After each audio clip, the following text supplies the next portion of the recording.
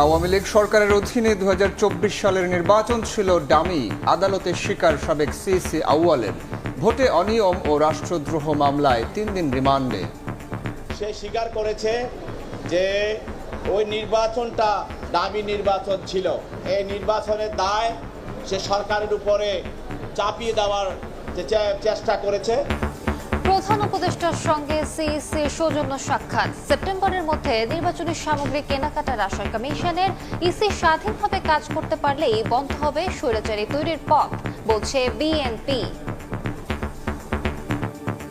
সেপ্টেম্বরের ভিতরে আমরা আমাদের প্রকিউরমেন্টের কাজটা করব। যদি সত্যিকার স্বাধীন নির্বাচন কমিশন নির্বাচন পরিচালনা করতে পারে, এখানে কিন্তু স্বৈরাচারের উৎপত্তিটা বন্ধ হয়ে যায়।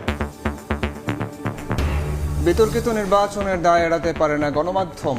গোয়েন্দা বাহিনী দিয়ে চাপে রাখার অভিযোগ। স্বাধীনতা নিশ্চিতে সাংবাদিকদের ঐক্যবদ্ধ হওয়ার তাগিদ আইন উপদেষ্টার। মিলেছে 30 জনের সম্পৃক্ততা। মতামত না নেয়ায় রোকেয়া বিশ্ববিদ্যালয়ের সহযোদ্ধাদের বিক্ষোভ। নিজেদের বিরুদ্ধে ঘুষ চাওয়ার অভিযোগ তদন্তে দুদক। প্রতারক চক্রের ফাঁদে পড়েছেন এনসিপি নেত্রী, দাবি মহাপরিচালকের। বললেন, প্রকৃত ঘটনা উন্মোচিত হলে ফুল ভাঙবে হাসনাতের। ত্রিপক্ষীয় বৈঠক করলেও কাউকে কোণঠাসা করতে চায় না বাংলাদেশ। চীন পাকিস্তানের সঙ্গে হচ্ছে না জোট, জানালেন উপদেষ্টা। ভারতের সঙ্গে সম্পর্ক পুনর্বিন্যাসের চেষ্টা। অনেক সহজ কোশ্চেন হয়েছে। আলহামদুলিল্লাহ খুব ভালো হয়েছে। বন্দুকের গুলি মিস যাবে, আমার A+ মিস যাবে না।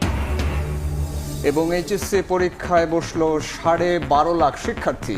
করোনা ও ডেঙ্গু সংক্রমণ ঠেকাতে বিশেষ তৎপরতা। প্রবেশপত্র না পাওয়ায় জামালপুরে অংশ নিতে পারেনি 17 জন।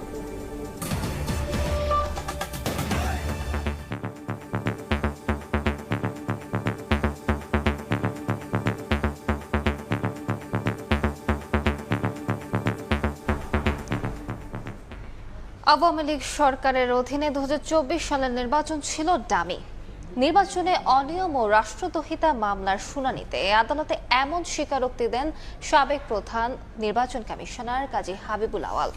দলীয় সরকারের অধীনে কোনো ভোটই সুষ্ঠু হয়নি বলেও দাবি করেন তিনি। বলেন, মৌলিক সংস্কার ছাড়া হাজার বছরেও সুষ্ঠু নির্বাচন সম্ভব নয়। শুনানি শেষে তার 3 দিনের রিমান্ড মঞ্জুর করেন বিচারক। এক সময়ের জেলা জজ, সবশেষে প্রধান নির্বাচন কমিশনার। বিতর্কিত নির্বাচন ও রাষ্ট্রদ্রোহিতার মামলায় হাতে হাত করা নিয়ে দাঁড়াতে হয়েছে কাঠগড়ায়। বিচার কাজের প্রায় 40 মিনিট স্বাভাবিকভাবেই দাঁড়িয়েছিলেন সাবেক সিইসি কাজী হাবিবুল আওয়াল। বিচারকের কাছে অকপটে স্বীকার করেন ডামি নির্বাচনের কথা।